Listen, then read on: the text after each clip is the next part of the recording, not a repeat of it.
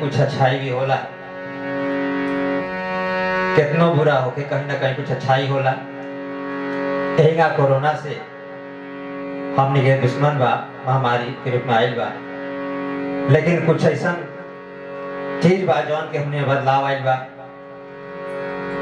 एक पहले गीत हम गौले जानी बहुत पहले कोरोना के बारे में, एक लाइन,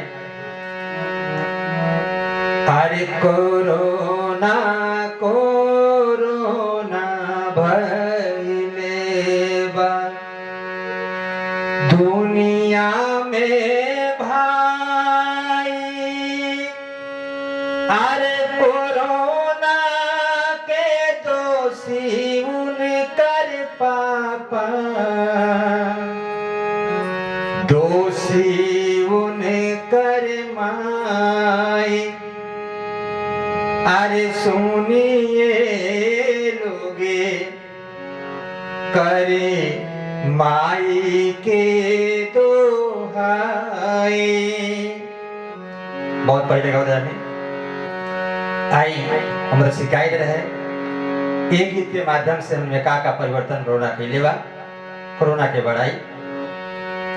अगर बुरा लगी तो के फनी वीडियो समझ ले। अरे बड़का छोटका सभे लगावे, चाहे बड़का होकर चाहे अफसर होकर नेताजी होकर, जितने बड़का बड़का लोग बा उतने बड़का बड़का डबल डबल मास्क लगा होता, जैसे कि ढेर मोह बा जान के वही लोग के।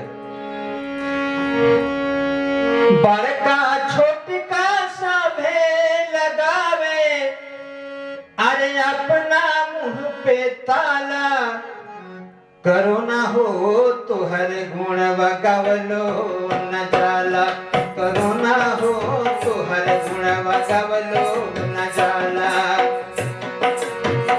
गावलो न जाला हो गावलो न जाला, गावलो न जाला हो गावलो न जाला, कोरोना हो तो हर गुण बगावलो न जाला, कोरोना हो तो हर गुण बगावलो न जाला।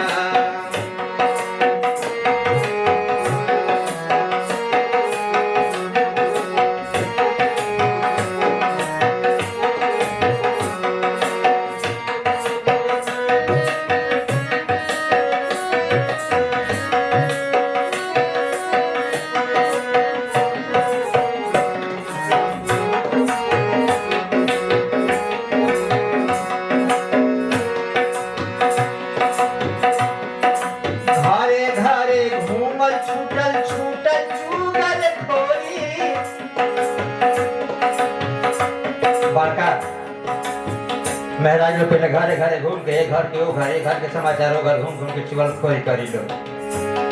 अब एक घर से वो घर डरे नहीं खेलो जा, ई तो कम से कम छूटल बा। घरे घरे घूमल छूटल छूटल चुगल खोरी, अरे घट गई पॉकेट के खर्चा, कम हो गई ले चोरी। पॉकेट के खर्चा लोग सोचा था जे इतने में काम चल जाओ, आमदनी कम बा, पॉकेट खर्चा कम हो गई, और साथ ही में चोरी लोग डरे दिखे तो घरे से घरे कोरोना हो जाए। घरे घरे घूमल छूटल छूटल चुगल खोरी, घट गई पॉकेट के खर्चा, कम हो गई चोरी हो, कम हो गई चोरी। भात रोटी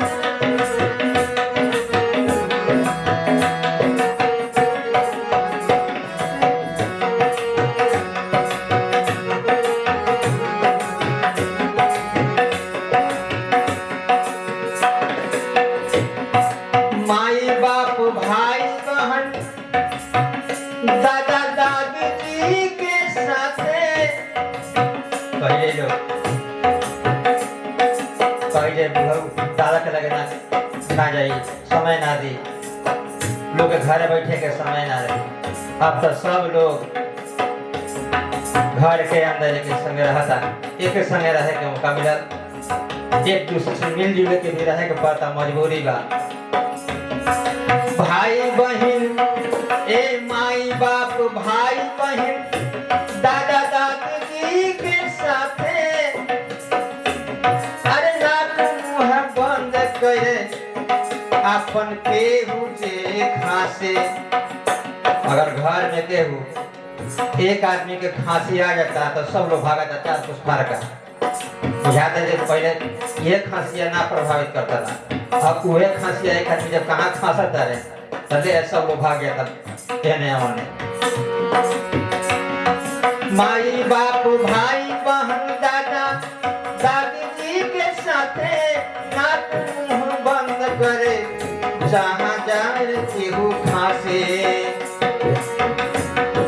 बेरी बेरी साबुन से, बेरी बेरी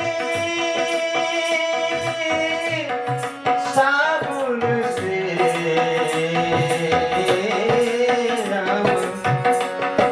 बेरी बेरी साबुन से कि बेरे बेरे साबुन से हाथ धोवाना। करोना हो ये करोना हो तो हर गुण बगावलो न जाला, करोना हो तो हर गुण बगावलो न जाला।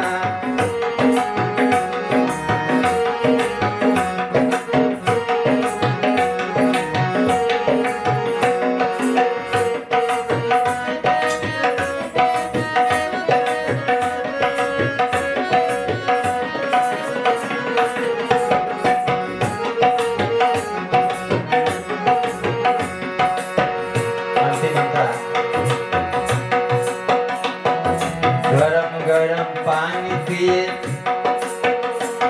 मोटा तयब काढ़ा।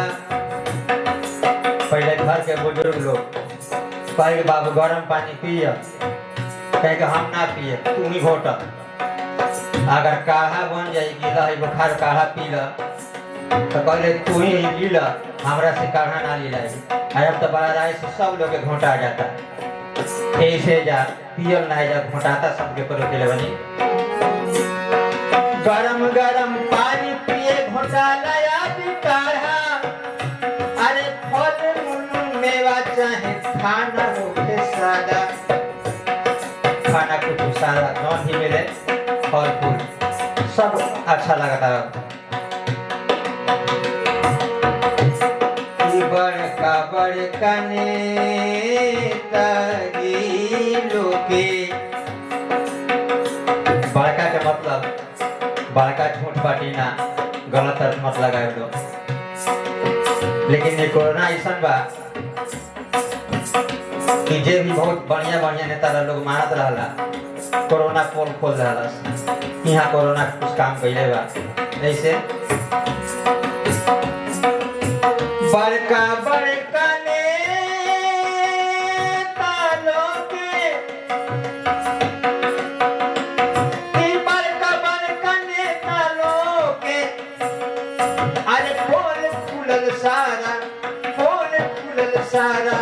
करोना हो तो हर गुण गावलो न जाला, करोना हो तो हर गुण गावलो न जाला, गावलो न जाला, गावलो न जाला, गावलो न जाला कि गावलो न जाला। करोना हो ये करोना हो तो हर गुण गावलो न जाला, करोना हो तो हर गुण गावलो न जाला। बड़का छोटका सभे लगावे मुँह पे ताला, करोना हो तो हर गुण गावलो न जाला, करोना हो तो हर गुण गावलो न जाला, करोना हो तो हर गुण गावलो न जाला। कि गावलो न जाला, कि गावलो न जाला, कि गावलो